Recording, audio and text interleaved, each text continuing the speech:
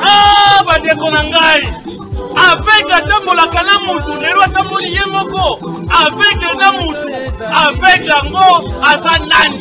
Et bon mutu asanani. Tout est possible yango yeye. Tout est possible yango esanini. Tout est possible. Eye kotalisa bino, misala nini oyo ba handicapé basalaka. Handicapé pasa mutu lokola yo. Landa ye, oyeba, misala nini oyo.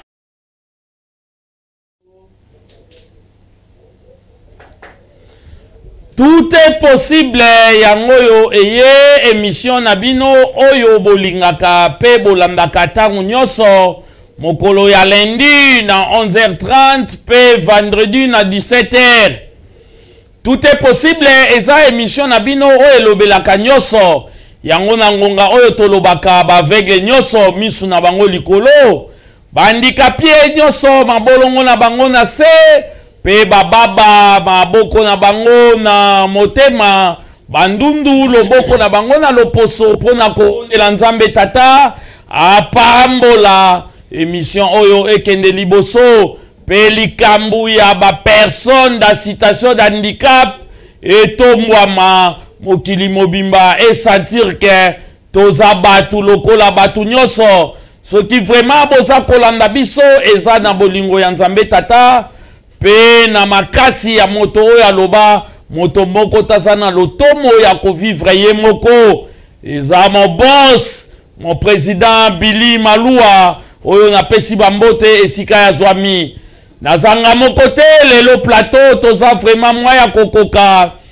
nazana ndeko nanga Remi pe ba invité oyo tozali na bango ndeko Remi mbote na yo mbote mingi ndeko Fujo esengo lisusu ya kokutana na mokolo mwalelo na émission na biso oyo bolingaka pe bolandaka tout est possible oyo totalisaka bino que la personne en situation de handicap aza mutu lokola bato nyonso pe akoki kosala nyonso oyo bato basalaka yango wana na makanisi wana na kopesa longonia na président na biso Billy Malua na espace oyo apesa biso elongo na lipasa na ye Jean-Marie Mboma pe na kobosana te bandeko nyonso oyo balandaka biso pe mingi penza ba oyo baza na situation ya handicap émission na bino yangoyo tolanda émission na bino yangoyo tout est possible toza na ba invité na biso mibale ndeko aza déjà habitué ya kolekana mais ye moko ko se présenter boye baye auti wapi aza nani ndeko mbote na yo mbote ndeko na ngai mo panzi sango ndenge ozwami katikasi na oesika to sepeli makasi moko na lelo na ngolu na nzambe o asali grâce to kutana katikati na oesika ngai kombo na ngezali bongo molobeli na bino mombu na bino pe ndeko na bino monzoi likimba Corneille basusu bayanke babengaka nga pe pichen pe nazali bongo mokimi mbangu to pe électorat ya Ntsele nazali député provincial ya Ntsele o nakokima course na ngolu na nkolo merci merci ndeko kuna pe mbote na yo mbote vraiment mingi esengo makasi komona na lelo na mokolo ya lelo esali vraiment esengo tozali ba oyo tosangani esika moko ndenge tofandi lelo nabengami na kombo ya Mese Chiko Nzopamu nazali chargé ya culture et art na parti politique nanga ya Kita Viva. Merci ndeko boto ya mbibino lelo toza na thème oyo toza kolobela handicap et élection. Est-ce que handicapé akoki pe ko voter? Soki handicapé akoki pe ko voter, est-ce que handicapé akoki pe ko pe sa candidature pour ba voter yepe? Azala molobeli pe ya bato nyoso ya nzinga na ye to ya ba handicapé. To handicapé zawana kaka escalier ba matela ka likolo atombola ka batu ba mataka ye afanda wana bakanisela ka ekaka ndeko Remi.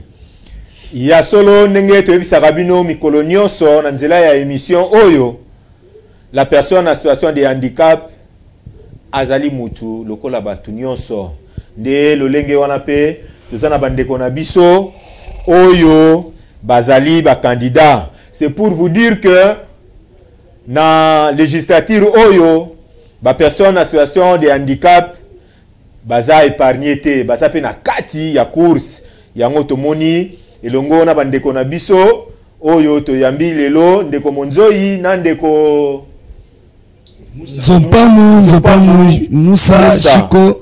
Voilà, toyambi bandeko na biso eza pona kolakisa ke na politiki ndeko handicapé azape libanda te. Kasi na kozwa maloba mingi te ndeko Monzoi. Soki totali na mboka na biso uto to banda makambu ya ba élection touro yo tomoni vraiment ba ndeko ya situation de handicap bazalaki baza vraiment mobilisé et puis déterminé kasi na yebi que et zalaki facilité bokoki koyebisa biso hein mikakatano nini oyo bokutani na yango ezala po etali seni po etali ba parti politique na bino mikakatano toyebi que c'est zaki facilité pour toyebi pe ke ebele pe batie bango mwa pembeni siko bino bo se retrouver kuna na mécanisme nini. Pardon de kokone ava oyanola bakisa pena mutuna oyo poto yebi ete na ba parti politique ebele baboyaki bandeko a citation d'handicap. Voilà. O nyoso baza ba handicapé baboyaki bango. Kasi yo to monike olobi na biso yo bandimaki yo parti wana eza parti na yo moko créa ya ba handicapé to oza na kati ya parti moko boyo yo kota na kati oza pe membre ba considéra yo lokola moto.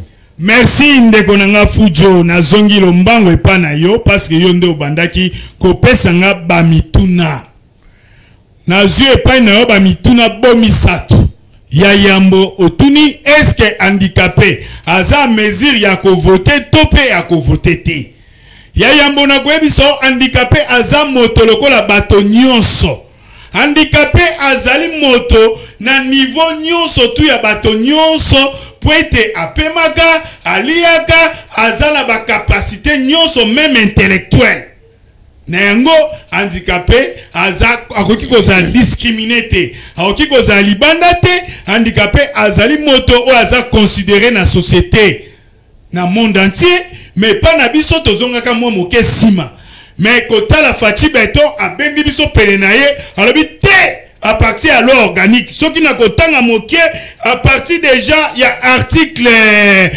18, il y a l'eau organique. Et le Bible, la personne avec handicap a droit aux mesures spécifiques de protection spécifique en votant. Donc, tous en a droit déjà. Président de la République Fachi Beton après ça qui biso déjà opportunité wana na loi organique oya promulgaki ndenge to sepela ki na yango. Ya yambo na koyebisa yangwana ya ibale na koyebisa boye biso ba personne va avec handicap tozaki na ba difficulté énorme pointe bandi handicapé ezalaki passe partout dans ba parti politique ngona olo banabino nazalaki rejeté même etina niveau à ministère mais to bundi na ministère to sali nyonso na niveau ministère na à la fin des comptes balabité na handicapé babwa kinga libanda na 2 jours ya ko relever ba défi ya candidature pour za reteni nde bayamba kingai ndenge na mesana déjà ko bunda banda kala na parti politique nkita ya Jerry Lubala ye azali autorité morale na ngai Jerry Lubala yo na PCP mbote en passant président na ngai Jerry Lubala côté à handicapé babwaka ngai mais côté à Jerry Lubala a considéré ngai na parti politique nkita nde bazwaki ngai bakotisaki biso na plateforme mbonda nde tokendaki bandi ko trier c'était difficile ezalaki pasi makasi na kati ya côté Antsele tozalaki 18 na 18 yana batrier totikali 12 na 12 wana batrier totikali 6 na 6 wana balabi te handicapé il faut alongwa pour être handicapé aza marginalisé nazanga kimituka nazangi bozui nazangi nyonso balabite alongwa mais Géry Lubala habité handicapé nanga oye il faut azala alobi ye il faut azala na cadre ba kokata totika misatu nde tokima ngai na bandeko bangai mibale nde batikali mais na pesi bango pembote parce que ntsele lelo na minitio ntsele telemi et yebi ke na kati ntsele na commune ntsele na circonscription na biso na handicapé azali yango na yebisi déjà na passant ndeko na biso to pe président na biso déjà ya seni yemoko kadima papa na biso pe ndeko na biso yebake bandicapé basi bakoti na course oyo ndenge président Fati andimaki tokota ngape na koti baninga na ngape bakoti yango na sepeli makasi nzambe apambola papa na biso kadima na bolamu asali pona biso ba personne handicap pe président na biso Fati Beto yo apominga ki loi organique portant protection et promotion ya ba personne avec handicap pe balobi promotion nango ebandaki samedi eleki yango wana tokokota na sima. Merci ndeko nanga Fujo. Merci ndeko pour na introduction na yo na ba réponse oyo pesi ndeko kuna communicateur chargé à culture maloba na mboka na yo. En tout cas vraiment c'est makasi mingi koleka papa Fujo ndenge kaka seja uti koloba awa sika sika oyo handicapé fa voter handicapé za na ba droit pour handicap eza mentalité eza physique tous na ba droit nyonso na mboka oto voter les problèmes sont les kalamboka la biso ezani négligence ya ko négliger ba handicapé basa bato ba ko travailler na société lelo tozo mona ndenge seja uti koloba tout à l'heure toza bato oyo toko créer toko sala belé ba pesa biso confiance ba pesa pe na biso parce que toza na droit ko voter toza na droit ko telemela makambo nyonso oyo ezali pe ba droit na biso ba handicapé lelo zo mona na balabala par-ci par-là ba handicapé baza na pasi koko seza makasi to pensaki ke lelo tozu ministère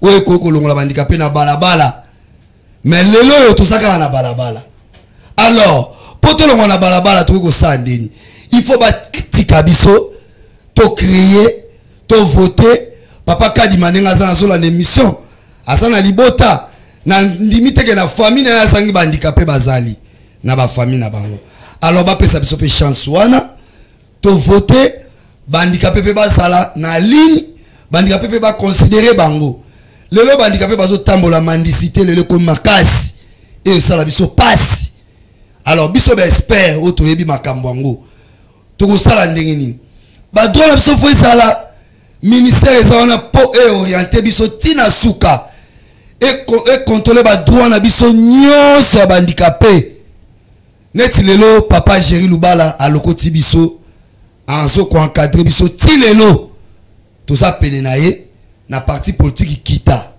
alors mokonza mboka lokola apesa biso déjà valeur ministère lelo yango zo kene mandat na mobimba tina suka mama Irene aza déjà wana alors basunga pe biso na niveau aseni tozala vraiment batu oyo po toza modèle toza bato totangi toza bato pe toza na droit ko vivre na société donc c'est pour cela toza wana pona ko panza toujours sango papa Fujo pona ko yebisa batu ke handicap eza mentalité eza physique pour mituna biso salaka toza na droit ya ko voter lelo ministre nenga zawana asape na droit ya ko bundela makama ba handicapé soki ba obunda telo ba otika biso libanda bande comme so ba souffrir na balabala eza soni makasi alors pona mambo oyo lobi ya ba vote ba pesa biso chance en tout cas président Kadima contrôler vraiment kota ba handicapé tricage ezalate tout ça ba tu faut travailler pe ndenge bino pe bo travaillaka parce que vie ezoko continuer soki botiki ba handicapé na balabala ozama malamu te. Merci papa Fujo. Ok papa soki botiki biso na balabala e kozala malamu te tozo lite mais vote eza papa Kadima te ndeko Corneille nazongeli élection eza sensibilisation élection eza ko convaincre batu oyo bazawana ba voter yo d'abord yo handicapé na libota na omoko balingaka yo te bandimaka yo te bakokende kondima yo na mabota misusu po ba voter yo na conscription na yo ya nsele kuna pe toyebi bangolo baza na kati ya parti politique na yo handicapé ozaka yo moko po nini ya élection eza munene toza na présidence eza wana toza na national eza toza na provincial toza na ba conseiller communaux est-ce que na kati wana nyonso handicapé ozaka ka yo moko to eza pe na ba handicapé misusu na kati wana bazali. Merci ndeko na ngai Fujo na sepelaka mingi na mituna na yo parce que mituma na yo elamusaka ngai pe elamusaka biso pe na émission ezonga ndenge ezalaka. Vraiment on aza pembeni na ye aza directeur ya campagne na ngai Musa Nzopamu Shiko ye aza directeur ya campagne na ngai pona lakisaka discrimination ezate to ya kote na po ya discrimination ya ba personne va avec handicap. Vraiment na parti na ngan kita o ezokamba na président nga Jerry Lubala aboye discrimination et pas na biso toza na département mobimba ezo s'occuper na ba personne va avec handicap. Bien. Lelo yo soki biso tozu pouvoir. Jerry Lubala a eu pouvoir. Ngai na bimi député provincial ya ville qui chasse ba personne va avec handicap. Na kota la makambo etali discrimination ya ba personne va avec handicap. Na kota la problème etali inclusion des personnes va avec handicap dans tous les domaines. Lelo tomoni ke bande kona biso lokola o bampité. Ya ba trouble de guerre na ba este kuna. Bazo buka na makolo bazokata na makona ba obi mais lelo ba obenga bango ba personne va avec handicap. Est-ce que ils sont des personnes va avec handicap à part entière? Non. Ce sont des blessés de guerre. Mais lelo ba incorporer bango na kati ya ministère na biso. Pe lelo ba bi ke bango pe bazoka ba médaille de mérite. E utaka na kati ya ministère na biso ba personne va avec handicap. Tobo yango te tondimi yango. Est-ce que par na biso sko ba personne va avec handicap? Na gouvernement, est-ce que tous a déjà retrouvé? Est-ce que les handicapés, oh biso to ondengon bandeko balobia, tous a ba mandia, est-ce que ndenge oza na ozoka salaire à l'État? Est-ce que vous êtes rémunéré à l'État? Mais les amputés sont rémunérés à l'État.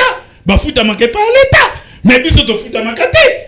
Tous a jeté à la merci de nous-mêmes. Même le ministère là, Sokoko Talango, sur 100% au coup kaka 2% au côté des handicapés. Avec les on a mon été. Na kutaka handicapé somi balé misat.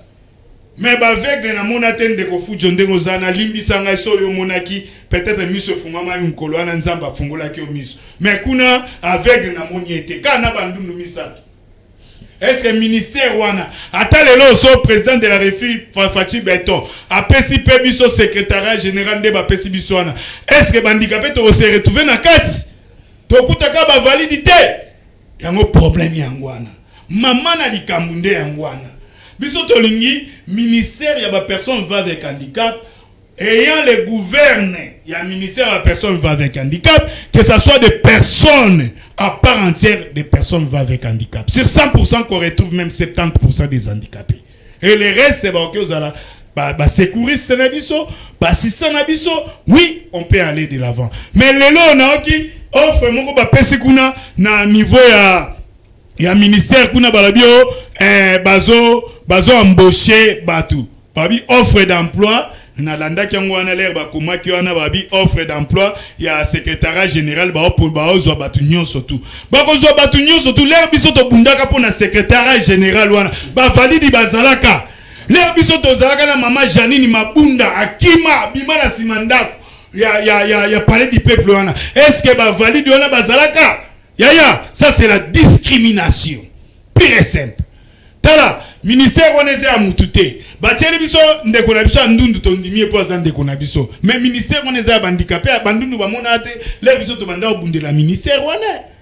Mais na ko boya te tondimi nyonso tu wana mais na koyebi biso boye na parti politique na biso nkita place ya handicapé eza vraiment réservé ndenge fati a réservé place à ba personne va avec handicap na loi organique. Merci. Place à ba personne va avec handicap eza réservé bien sûr kasi motuna oyo na tuni yo attaque handicapé ndenge nini bayambi yo lansele ozosala ndenge nini pona ko convaincre ba mabota nyonso lobi ba élire yo okoma pe molobeli bana bango nansele. Ok, nansele kuna naza na babase na ngai eza na Efobank. So kiti na Efobank omona base na ngai munene place domicile na ngai fixe ezali eza na Efobank.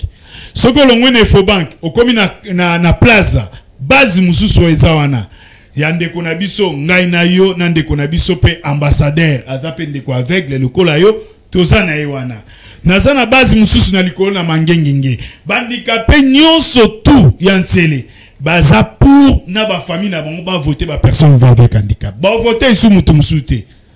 Cette fois-ci électorat à tour toko voter mutu alibanda te muta makolo to yamba ote biso na ba famille na biso to yamba nde bandikape po to lingi ke na kati ya ba assemblée na biso provincial national et puis municipal et to se retrouver na kati wana. Merci. Bata makolo toko yamba bango te toko yamba kaka bata maboko na ya munoko po balia batonda bazala malamu ndeko Remi ya solo ndeko Fujo ezali esengo mingi ndenge to se retrouver na émission na biso ya lelo kasi na koyebisa bandeko oyo bazolanda biso et que ndeko en situation de handicap aboya ka validité po to uti bandeko ba valide baza bandeko na biso ya mikolo nyonso et puis handicapé azaka toujours na pembeni ya valide ce qui peut totali ba origine na biso ba parents na biso ba maman na biso bandeko na biso ce sont des valides biso nde toza ba victime ya handicap mais yangwana tolobaka que la personne en situation de handicap azaka toujours na pembeni ya valide ndenge biso tozoboya discrimination que ba valide ba discriminaka biso alors biso pe na côté na biso tokozala pe kaka biso na biso kaka te po ndeko Fujo ti ndenga zawana auzana posa ndeko moko agide ba ndeko pe batambulaka na ba chaise roulante azana posa ndeko moko akumba ye donc agide ye donc tokoki kotia bandeko na biso ba valide pembeni te musika na biso te po tokozala kaka na posa na bango mais électricité que bango baleki biso to baza likolo na biso non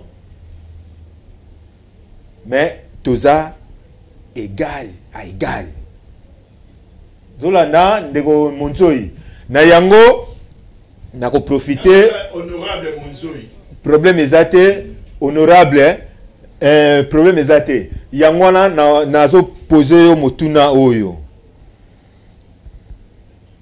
na ba base na yo kuna ba disposition nini oyo zui oyo ekosala vraiment que ndeko Monzoi ba élire ba disposition nini ozui. Ok, merci beaucoup. Na lingaki na pesa question na topé motuna na epa ya directeur ya campagne nangai ou aza pembe nangai na koki ko monopoliser parole te parce que yep il fallait afungwama po aibisa ndenge tozo travailler pour na électorat nangai. Yango na pesi ndeko Moussa Nzopamu yende à ko répondre parce que yé aza vraiment au cheval et aux batailles de cet électorat. Merci. En tout cas, merci mon chef. La parole, vraiment, avant na kitapenza na abordé nandenge chef alobakiawa problème ya ba famille na biso na question tout na ki a liboso alobi na ba famille na biso balinga biso te partout balinga biso te est-ce que boko bimana makambo eloko ndeko Fuja oto lo basikoyo bon moni élection ba préparer ka yango na ba niveau no soto sala ba descente to créer ba base to sa ba mobilisation ba sensibilisation pour to gagner toujours ba membre wana to bi ke za facilité ko bimana niveau ya seni ba proclamer que obimi honorable ils a facilité alors na niveau na biso eta que directeur ya campagne na ye tozoko tambola penza ko meka ko talisa batu lobi na bango pour lelo ba olo tozaki na bango ba yeli biso ba idéologie ba polo idéologie ba 5000 francs mais lelo ba tiki biso na balabala toko préféré ye azala wana na ndenge po lobi likambo ya ba valide oui toko négliger ba valide te handicapé ndenga zawana il faut toujours na ba valide parce que bazaka otobenga ba guide akabiso ils ont la place musu handicapé okoko kendete mais valide a aidé à commisser pe place wana dans la situation lobi ya ba propagande to sala boy to bi ke ekolia biso vraiment makambo bebe population baza déjà na ba regret ba komala ba makambo ebele o ba kosi bango en tout cas ba kosi bango vraiment alors biso pe ba handicapé nde toye to ko meka ko talisa bango nde to so tambola ba base toujours pe bango mo ba yebi ke ba handicapé na mapona mo eleka ki na mikoleleka bazalaka te mais lelo toye alors ba pe biso confiance nyonso ko zala vraiment malamu en tout cas donc ko zala vraiment kitoko na ndenge olobi na question na chef na ngai. Merci. Merci beaucoup.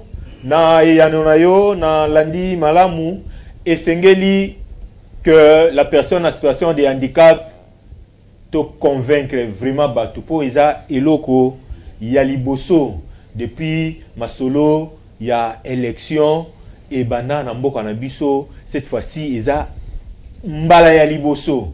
Alors toko senga pe na ministère na biso baluka ba mécanisme oyo bakoki kosala po ba accompagner ba personne en situation de handicap ba oyo bazana kati ya masolo ya politique baluka mécanisme po makambo na biso moko toza mieux placé ya kolobela yango. Alors soki biso toza te place bazo lobela makambo na biso toza te nanya kolobela biso pe tina na biso ezali nini ndeko fujo nazongiseli yo maloba yango to lancer mbela epai ya mama ministre actuel mama Irène Topesio Bambote Sikoza pe na secrétaire général da biso ya ba personne vivant avec handicap ko lande la citation ya ba handicapé moko handicapé ya mutu azalaka te handicapé aza ya république handicapé nyoso oya postulé azala na parti na bino azala na regroupement na bino te aza kaka handicapé na point nyoso aza fallait koyeba ko accompagner ye pe papa na biso papa Kadima osalaki maso ba handicapé bakota na processus électoral bakoti luka koyeba kocha makoki kocha maso oyo esengeli kocha lisu makoki te me kocha lisu koyeba ba personne vivant avec handicap oyo ba postuler pe combien esengeli boyeba yango posei ya ba personne vivant avec handicap bazala cette fois-ci biso pe na parlement kale zalate balwa na biso elekaka ndenge esengeli bino nyoso batu bozolanda biso na nsele ambassadeur mama Séverine bao nyoso bozolanda biso bandikape nyoso ya FECO candidat na bino yeyo oyo aza membre na biso ndeko na biso personne vivant avec handicap Corneille Monzoi bocha maboko bocha bisu na mabota mobiba toyebi ke handicapé moko akontanga mibale soki boye famille mobimba ekozala malamu mingi ndeko Remi. Oui ya solo ndeko fujo esengeli biso moko tomizu en charge zambi soki tomizu en charge te et vous allez passer mingi pour na biso ba personne en situation de handicap yangwana awa tokomiko kene na pene ya suka ya masolo na biso ya lelo na kotuna ndeko monzoi pour na avenir ozokanisa nini. Ok, projet de société ezangaka te na honorable nyonso tu o abimi na nzela azoluka ke lelo tolobi population na biso ya Congo RDC mobimba ezala malamu na niveau municipal, provincial et puis national. Donc na poana molobeli Remi na koyebiso boye projet de société na ngezabwe ngai lelo il faut éli député ya circonscription ya Tsele pe député ya ville province à Kinshasa ya ba personne va avec handicap na kota na biso na kobundela 1 la discrimination des personnes va avec handicap na kobundela ata ministère ndenge zali wana bakokoka te soki bato musu baapuye bango te ndenge tolobaka lisapi moko elongolaka sili te me nga na kokende mpona bunda po ete handicapé azala intégré na société mobimba ya RDC elingi koloba nini handicapé a se retrouver na ba ministère, handicapé a se retrouver na ba pompe funèbre, handicapé a se retrouver na ba société nyonso tout ya biso.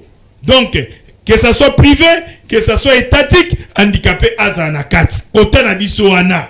Lokola ba kopta ba chef coutumier ndenge cheval de bataille na ngezali, lobby na biso ba kopte pe topé ba personne va avec handicap ba se retrouver na ba institution ya mboka pour être discrimination et longwa. Et puis yangwana ememaka inclusion sociale. Papa sangisa mbala moko ke de pe inclusion sociale. Inclusion sociale ya ba personne va avec handicap. Tolingi ke handicapé ndenge tozali wana tozala à même pied d'égalité na ba personne valide. Et ça te que soki olingi o matanabisi neti jour wana na ngina matanabisi ba ebisinga faute. Mais na tomboli mbongo na ngai na futa transport. Mais balobi ngana komata te bazui maman musu azaki na simamati. Ça c'est pas normal. On nous exclut. Nous voulons que l'État congolais aluka un jour ce qui ngana zeli tozana ba bis o permettre ba handicapé ba tambola aisément. Et puis na ba rampe, na ba immeuble, ba biloko wana nyonso tout na kolanda yango, yango nde ba cheval de bataille onga na kobundiana. O etali ba personne va avec handicap pour qu'il n'y ait pas la discrimination. Chef de l'État, il y a la non-discrimination.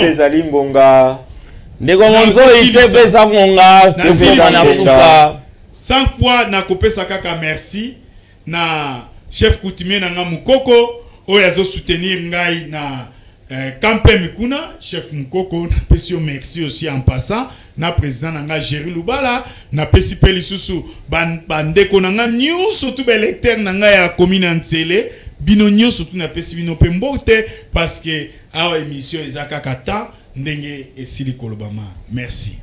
Merci ndeko communicateur toyebi ke ba communicateur baloba ke belé kasi ngongeza ngonga mwambote mwa. Bon merci papa Fucho. En tout cas vraiment les amours mawa ndebo utiko lobawa obeleli na oki olobi ministère maman Irène soutenir bango boy.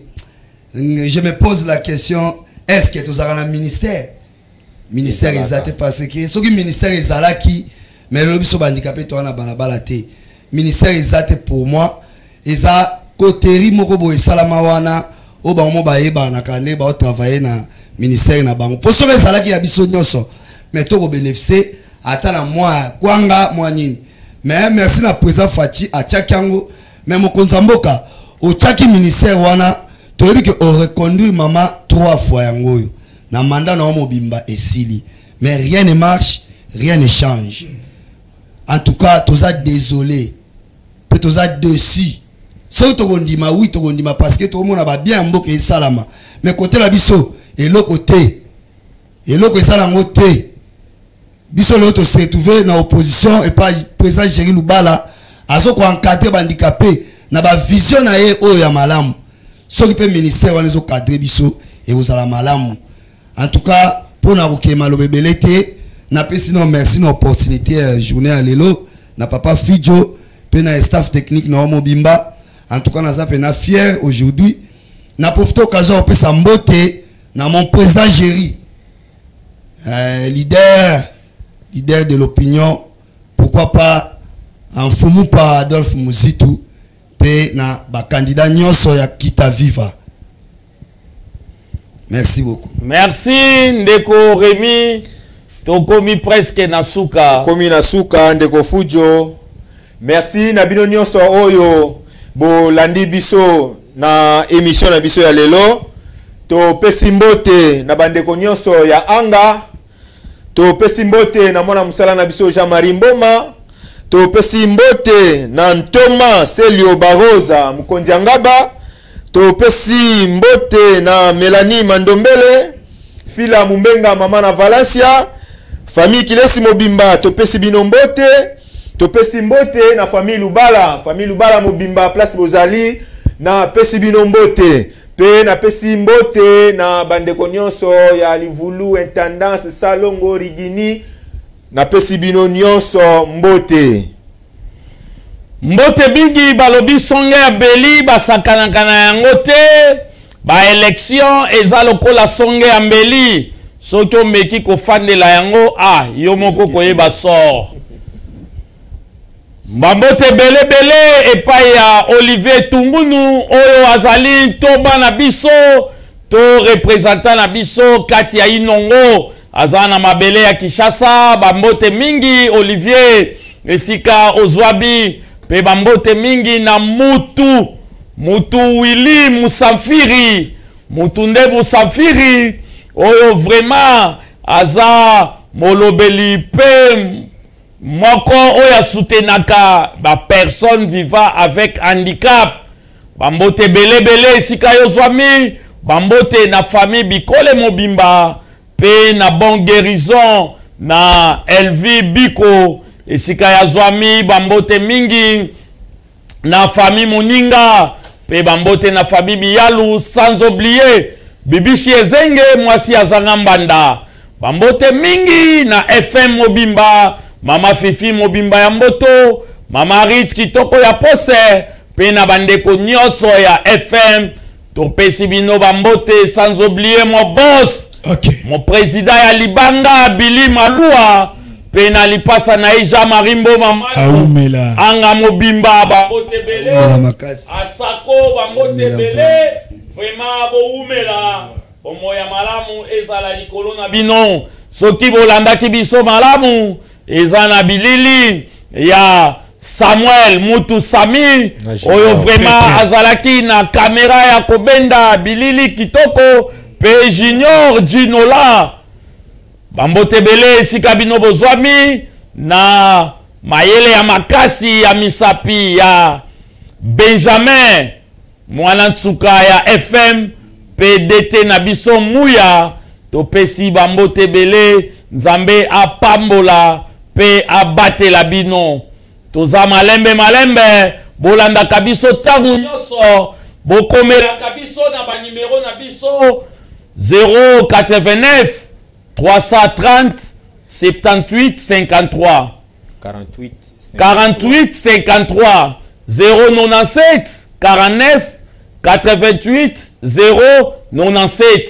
Bopesa ba critique ba remarque na bino nzamba kozanga te kopambola bino boya na ba masungi na bino ekozala malamu mingi to bimisa kamera tili banda na nzela ya masungi na bino nyonso ekoke liboso nzamba batela biso abatela bino tokutana na mbala ya sima. Ciao. Merci. Kala fete oyo atambolaka na mutu melelo atamboli ye moko likambo kokamwa mama Chantal bandeko na ngai avec atambolaka na mutu lelo atamboli ye moko avec na mutu avec yango aza nani ebongo mutu aza nani tout est possible yango ye tout est possible yango eza nini tout est possible eye kotalisa bino misala nini oyo bahandikape basalaka handikape baza mutu lokola yo landa ye oyeba misala